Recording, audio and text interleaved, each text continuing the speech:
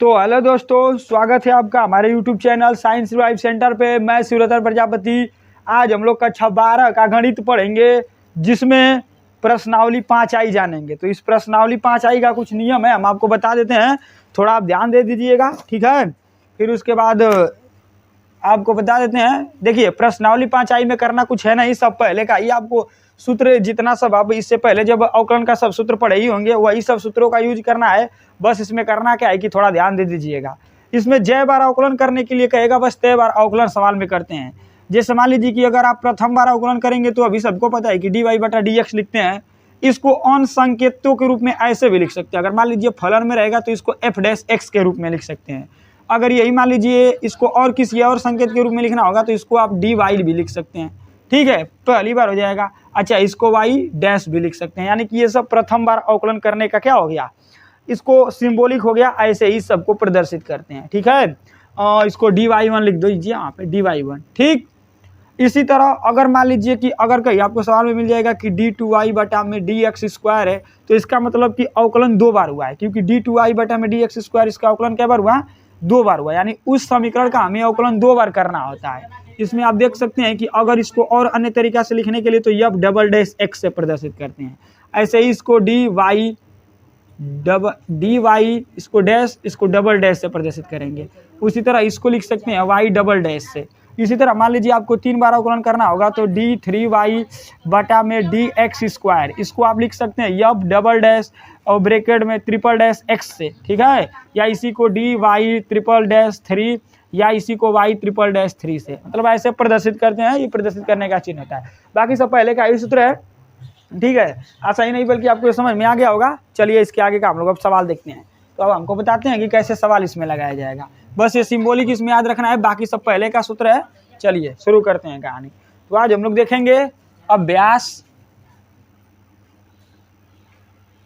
5I का प्रश्न। कितने का प्रश्न? आज हम लोग देखेंगे अभ्यास 5I का प्रश्न। तो 5I का प्रश्न आपको हम नियम बता दिए हैं, समझ में आ गया होगा। अब इसमें लघु उत्तरीय प्रश्न आपका पहला दिया है कि यदि कह रहा है सवाल में पहला प्रश्न, यदि y बराबर में ax⁵ plus bx⁴ plus ax⁵ plus dx⁵ और प्लस लिखा है ex प्लस आपका लिखा है f। तो सवाल में कह रहा है कि तो d4y/dx⁴ का हमें मान ज्ञात करना है, ठीक है। तो d4 का हमें क्या करना होगा, इसमें दोस्तों मान ज्ञात करना है। तो आप देखिए, यानी सवाल में कह रहा है कि इसका जो अवकलन हमें करना है 4 बार करना है। कितने बार करना है? 4 बार। तो अवकलन कैसे करेंगे, अब देखिए ध्यान से। तो इसको लिखेंगे यहाँ पे हल और हल करेंगे इसको। तो पहले इसका लिखेंगे यहाँ पर x के सापेक्ष अवकलन करने पर। तो x के सापेक्ष इसका अवकलन करेंगे, देखिए क्या होगा। तो ये हो जाएगा dy/dx बराबर में, ये हो जाएगा a आपका कांस्टेंट निकल जाएगा, d/dx x⁵ हो जाएगा, प्लस b आपका कांस्टेंट निकल जाएगा, d/dx हो जाएगा और x⁴ हो जाएगा। फिर प्लस कर देंगे यहाँ पर, ये a आपका कांस्टेंट निकल जाएगा और यहाँ पर जो आपका हो जाएगा वह d/dx और x⁴ हो जाएगा, ठीक है। अभी मैं एक बार और सवाल देख रहा हूँ ध्यान से, कुछ गड़बड़ तो नहीं हुआ है। देखिए यहाँ जो a है, यहाँ पे 3, जहाँ x3 है वहाँ पे c रहेगा। तो हम यहाँ पर क्या कर लेते हैं दोस्तों, c बना लेते हैं। तो ये हमारा c हो गया। अब इसके बाद 3 हो गया, फिर प्लस कर देंगे, इसका करेंगे तो d कांस्टेंट निकल जाएगा, d/dx हो जाएगा और ये हो जाएगा x² प्लस ये देखिए ये जो आपका होगा e कांस्टेंट निकल जाएगा, d/dx × x हो जाएगा और प्लस इसका अवकलन जो होता है वो 0 होता है, तो d/dx × f लिख देते हैं। चलिए अब इन सब का हम अवकलन करते हैं। तो यहाँ पे जो सूत्र यूज होगा हम आपको लिख देते हैं यहाँ पर, कि इसमें जो आपके फार्मूले हो जाएंगे वो d/dx × x⁴n का फार्मूला यूज होगा। फार्मूला होता है n(x⁴n−1)। इसी फार्मूले पर ये सवाल लगेगा, देखिए ध्यान से कैसे। तो ये हो जाएगा dy/dx बराबर में, यहाँ पर आप देख सकते हैं a ऐसे ही हो जाएगा। फार्मूला लिखे हैं, देखो एक्स की पावर एन घात, तो यहाँ पर फार्मूला लिखे हैं एक्स की पावर एन घात का एन एक्स की पावर एन माइनस 1, यानी कि एन पहले उठकर आ जाएगा और उसमें से एक घटा देंगे। ठीक है, तो होगा क्या इसमें, थोड़ा देखो ध्यान से, तो ये 5 पहले आ जाएगा तो 5 हो जाएगा। ठीक है, और ये एक्स की पावर एन माइनस 1, तो 5 में से 1 घटा देंगे तो यहाँ पे बच जाएगा 4, फिर प्लस कर देंगे, फिर उसके बाद बी को ऐसे लिख लेंगे।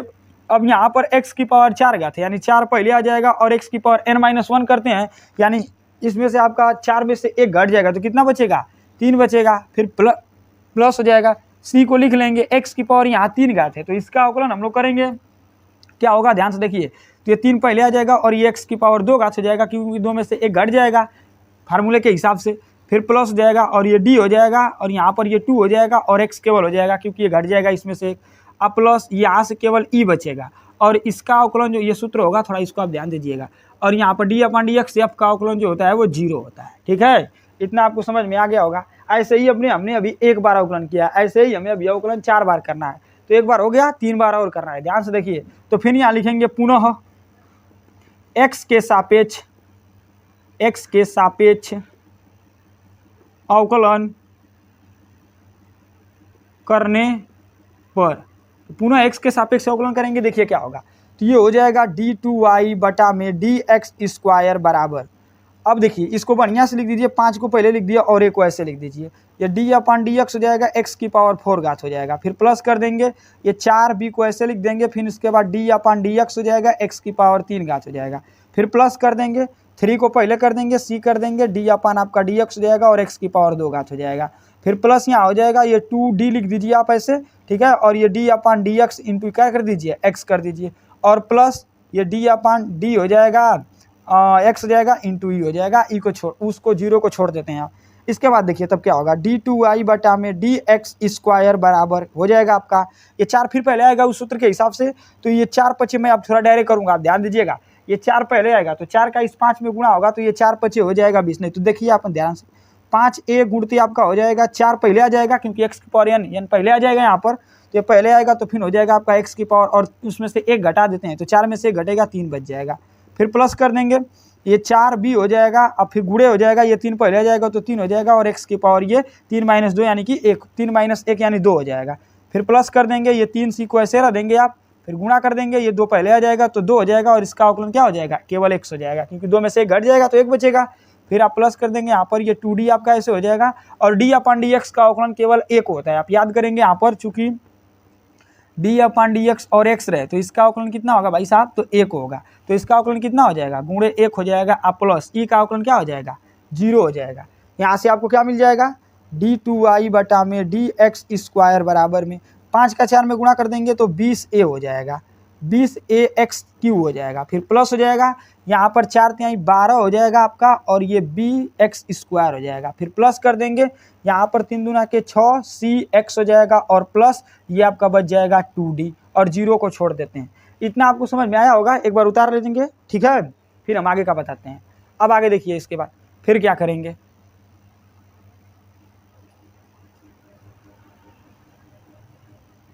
इतना बार अवकलन हो गया। अब फिर देखिए हमने अभी 2 बार अवकलन किया है, फिर तीसरा बार भी करना है, तो फिर यहाँ लिख देंगे पुनः, यहाँ पे लिख दीजिए पुनः x के सापेक्ष अवकलन करने पर, तो पुनः अवकलन करेंगे, देखिए क्या हो जाएगा, तो अब ये 3 बार हो जाएगा, तो यहाँ हो जाएगा d3y बटा में dx क्यू बराबर में ये हो जाएगा। अब थोड़ा डायरेक्ट करेंगे, आपको समझ में आ गया होगा, तो देखिए 3 को इधर कर देंगे ना तो ये पहले आ जाएगा, तो a की पावर x, तो 3 दूना के ये 60 हो जाएगा, यानी 20 में 3 का गुणा कर देंगे तो 60a और इसमें से 1 घट जाएगा तो x स्क्वायर हो जाएगा, फिर प्लस कर देंगे, ये 12 दूना के 24 हो जाएगा, तो 24 आपका हो जाएगा, और ये b है तो b हो जाएगा, और केवल x स्क्वायर तो इसका अवकलन केवल x हो जाएगा क्योंकि ये घट जाएगा, और प्लस आपका हो जाएगा। यहाँ पर अवकलन करेंगे तो देखिए यहाँ पर केवल x है, और x का अवकलन अभी हम आपको बताएं कि कितना होता है, 1 होता है, तो केवल यहाँ पर 6c उधर जाएगा, 0 को नहीं लिखते हैं क्योंकि 2d का अवकलन क्या हो जाएगा, 0 हो जाएगा। आगे देखिए फिर यहाँ लिखेंगे x के सापेक्ष, फिर वही प्रक्रिया लिखेंगे पुनः x के सापेक्ष अवकलन करने पर, तो पुनः जब आप x के सापेक्ष अवकलन करेंगे तो ये हो जाएगा आपका d4y बटा में dx4 बराबर में। अब इसका पुनः अवकलन करेंगे तो ये इसके ऊपर 2 घात है, ये पहले आ जाएगा, यहाँ पर तो गुणे में आ जाएगा, तो 6 दूना के हो जाएगा 12 और a केवल x बचेगा, प्लस आपका हो जाएगा, यहाँ से इसका अवकलन कर देंगे तो देखो x का अवकलन 1 हो जाएगा, यानी केवल बच जाएगा 24b और प्लस इसका अवकलन हो जाएगा 0। अतः इसका जो आंसर आपको मिलेगा लास्ट में आकर के क्या मिलेगा, तो d4y बटा में dx की पावर 4 घात बराबर हो जाएगा 120 ax प्लस 24 b, और यही आपका क्या हो जाएगा, आंसर हो जाएगा। समझ में आ गया होगा। एक बार आंसर मिला लेते हैं, इसका देखते हैं सही है कि नहीं है। तो ऐसे ही इसका अवकलन किया जाएगा। 5i का प्रश्न नंबर पहला 120 ax प्लस 24 b, ठीक है, आंसर हम लोग का आ गया। चलिए उतार लीजिए इसको, फिर और आपको हम दूसरा प्रश्न बताते हैं। चलिए पर दोस्तों दूसरे प्रश्न पर ध्यान देते हैं। तो दूसरा प्रश्न आपका क्या होगा, देखिए थोड़ा ध्यान से। तो दूसरा प्रश्न आपका वही कह रहा है कि यदि, कह रहा है सवाल में दूसरा प्रश्न कि यदि y बराबर 8x की पावर 3 घात लिखा है, यदि y बराबर, सवाल में लिखा है यदि y बराबर 8x की पावर 3 घात plus 4x square plus 3x plus 11 को कह रहा है तो हमें क्या करना होगा भाई साहब सवाल में कि d3y बटा में dx की पावर 3 घात का हमें मान ज्ञात करना है।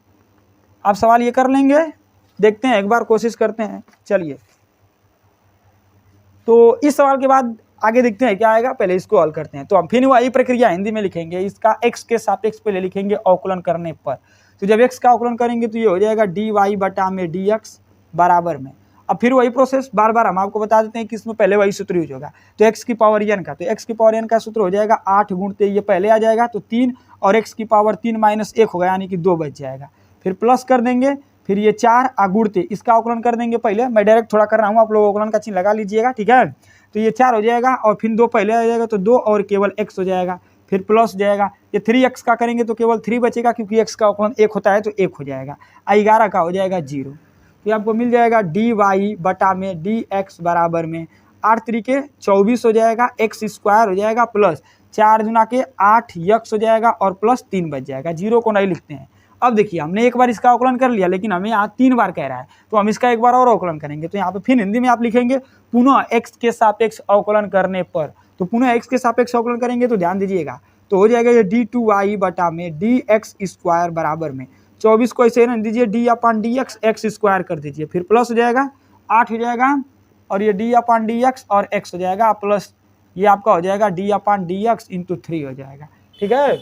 अब इसके बाद क्या होगा देखो ध्यान से, तो इसका अवकलन करेंगे तो d2y बटा में dx स्क्वायर बराबर ये पहले आ जाएगा 2 तो 12, ये 24 दुना के कितना हो जाएगा आपका, तो 4 दुना के 8 और 2 दुना के 4 यानी 48 हो जाएगा और यहाँ से केवल x होगा। फिर प्लस कर देंगे, फिर इसका इसमें अवकलन करेंगे तो देखिए यहाँ पर x की पावर 1 घात है तो x की पावर 1 घात है तो केवल 8 ऐसे उतर जाएगा और इसका अवकलन क्या हो जाएगा 0 हो जाएगा, क्योंकि 3 जो है वो एक कांस्टेंट है, कांस्टेंट का अवकलन 0 होता है, ठीक है। अब देखिए तो 3 बार हमें करना था, हमने 2 बार कर लिया। फिर एक बार लिखेंगे पुनः x का अवकलन करने पर, तो पुनः x का अवकलन करेंगे तो तीसरी बार कर दीजिए, तो d3y बटा में dx स्क्वायर बराबर फिर इसका अवकलन करेंगे तो देखिए ये 48 आपका कांस्टेंट निकल जाएगा, d अपान dx इंटू क्या हो जाएगा x हो जाएगा, फिर प्लस कर देंगे यहाँ पर और ये 8 का अवकलन हो जाएगा d अपान dx इंटू 8 हो जाएगा, वो 0 को छोड़ दीजिए।